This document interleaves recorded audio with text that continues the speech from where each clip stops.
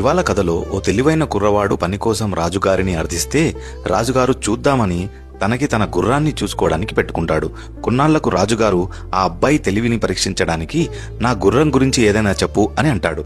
కుర్రాడు గుర్రం చాలా బాగుంది, కానీ ఇది మేలిమి జాతి గుర్రం కాదు అనగానే రాజు అనుమానంతో ఆ గుర్రం పెంచిన వాడిని పిలిపించి నిలదీయగా, అవును రాజుగారు, ఇది పుట్టగానే తల్లి చనిపోవడం వల్ల ఆవు పాలు తాగి పెరిగింది అని అంటాడు.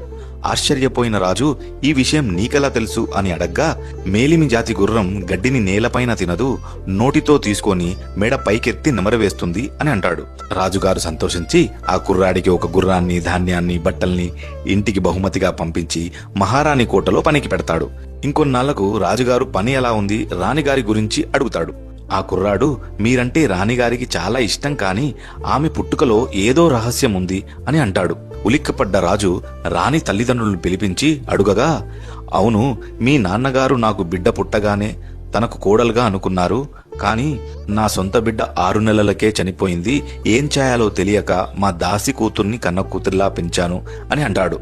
రాజుగారు మళ్ళీ ఆ కుర్రాన్ని మెచ్చుకొని, నీకు ఎలా తెలుసు అని అడుగుతాడు. నిజమైన రాణులు తన కింద పనిచేసే వాళ్లతో మంచిగా ఆప్యాయతంగా మెలుగుతారు, కానీ మీ భార్యగారు మాత్రం పని వాళ్లను చాలా హింసించేది అని అంటాడు. అతని తెలివితేటలు మెచ్చుకొని రాజుగారు మరికొన్ని ఆవులు, మేకలు బహుమతిగా ఇచ్చి తనను తన రాజ్యసభలో భాగం చేసుకుంటాడు. కొన్నాళ్లకు తీరిగ్గా ఉన్నప్పుడు ఆ కుర్రాన్ని పిలిచి, నా దగ్గర పనిచేయడం ఎలా ఉంది, నా గురించి ఏదైనా చెప్పు అని అంటాడు. కుర్రవాడు భయపడుతూ, నా ప్రాణానికి ఏం హాని చెయ్యనోని మాటిస్తే చెప్తాను అని అంటాడు. రాజుగారు అలాగే అనగానే, మీరు రాజుగా మంచివారే అయినా మీ పుట్టుకలో లోపం ఉంది, మీరు రాజవంశీయులు కాదు అని అంటాడు. రాజుకు కోపం వచ్చినా మాటిచ్చాడు కాబట్టి ఏం చేయలేక నేరుగా తండ్రి గారి దగ్గరికి వెళ్లి నిలదీస్తాడు. అవును బాబు, నువ్వు మాకు పుట్టిన బిడ్డవి కాదు, ఒక గొర్రెల కాపరి బిడ్డవి.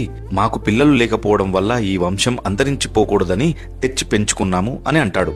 అంత బాధలో కూడా ఆ రాజు ఆ కుర్రాడు వైపు చూసి, ఈ విషయం నీకు ఎలా తెలిసింది అనగా, హే రాజా, మహారాజు అనేవాడు బహుమతులు, డబ్బులు, నగలు, ఆస్తుల రూపంలో ఇస్తాడు, కానీ మీరు ఎప్పుడూ గుర్రాలు, గేదెలు, మేకలు ఇచ్చేవారు, అది మహారాజుల లక్షణం కాదు అని అంటాడు. మనుషుల పుట్టుక, కుటుంబము, పెంపకము, వారి ప్రవర్తన, వారి అలవాట్ల వల్లే తెలుస్తుంది, డబ్బు, హోదా వల్ల కాదు అని అంటాడు.